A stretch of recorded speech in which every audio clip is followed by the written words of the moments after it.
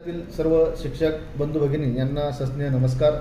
इंग्रजी वाचनामध्ये मागे असलेल्या विद्यार्थ्यांसाठी let's read English within 60 days हा उपक्रम आपल्या केंद्रामध्ये आजपासून आपण राबवण्यास सुरुवात करणार आहोत. तरी याकरिता दररोज सायंकाळी 5 ते 10 मिनिटाचा व्हिडिओ आपणास आपल्या ग्रुपवर पाठवण्यात येईल.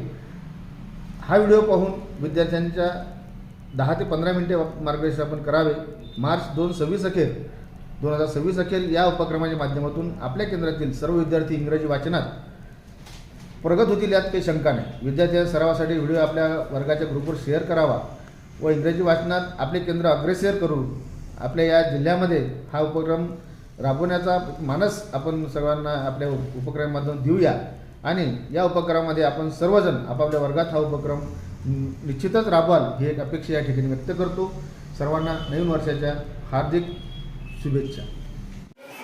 आमच्या केंद्राचे केंद्रप्रमुख आदरणीय रवींद्र चकी सर यांच्या मार्गदर्शनाखाली आम्ही हा इंग्रजी वाचनाचा उपक्रम हाती घेतलेला आहे. या उपक्रमाच्या माध्यमातून विद्यार्थी अतिशय सुलभपणे आणि स्वयंप्रेरित होऊन इंग्रजी वाचन करू शकतात अशा प्रकारचा हा उपक्रम आहे. आणि या उपक्रमाचे आम्ही छोटे छोटे टप्पे पाडलेले आहेत. जवळपास 60 भागामध्ये हा उपक्रम विभागलेला आहे आणि निश्चितच या उपक्रमाच्या माध्यमातून प्रत्येक विद्यार्थ्याला इंग्रजी अस्खलितपणे वाचता येईल यासाठीचा आमचा हा प्रयत्न आहे. तर या ठिकाणी पहिला दिवस आहे. पहिल्या दिवसामध्ये सर्वांचे या ठिकाणी सहर्ष स्वागत करतो आणि उपक्रमाला सुरुवात करतो. या ठिकाणी सुरुवातीला आपल्याला 6 अक्षर घ्यायचे आहेत. Yes, A, T, P, I आणि एन. विद्यार्थ्यांना शिकवायचे कसे? यस याचा उच्चार स म्हणायचं, एला ऍ म्हणायचं, टीला ट म्हणायचं, पीला प म्हणायचं, आयला ई म्हणायचं आणि एनला न म्हणायचं. आता विद्यार्थी सुद्धा या ठिकाणी माझ्या मागे मागे म्हणतील. हा म्हणा.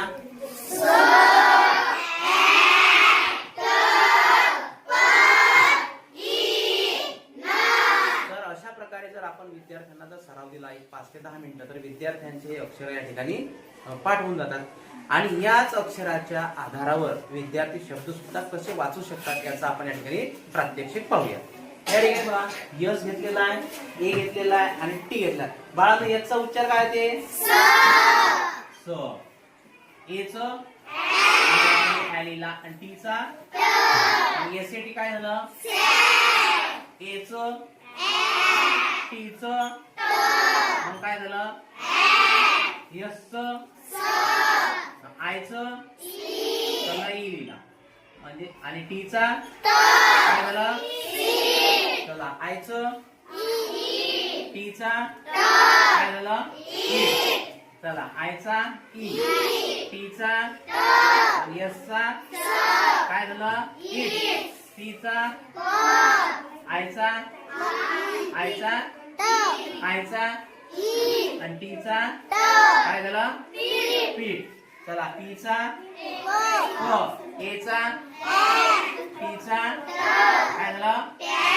पॅट. टीचा एचा पीचा काय झालं? पीचा एचा यांचा काय झालं? पॅन. चला टीचा टीचा टीचा टीचा आयचा यांचा काय झाला? एचा ऍ यांचा न अँड काय झालं? चला पीचा एचा ऍ यांचा न पॅन्ट यांचा न आयचा ई, टीचा काय झालं? टीचा आणि आयचा ई आणि बीचा काय झालं? तर अशा प्रकारे आपण फक्त या 6 अक्षरांचा समावेश असलेले जर आपण अक्षर घेतले तर विद्यार्थी अतिशय अस्खलितपणे या ठिकाणी वाचन करू शकतात. निश्चितपणे तुम्हाला हा उपक्रम आवडलेला असेल आणि अशाच प्रकारे छोटे छोटे भाग करून आपण 60 दिवस या ठिकाणी विद्यार्थ्यांना शिकवणार आहोत आणि निश्चितपणे विद्यार्थ्यांचं इंग्रजी हे सुधारण्यास मदत होणार आहे. धन्यवाद.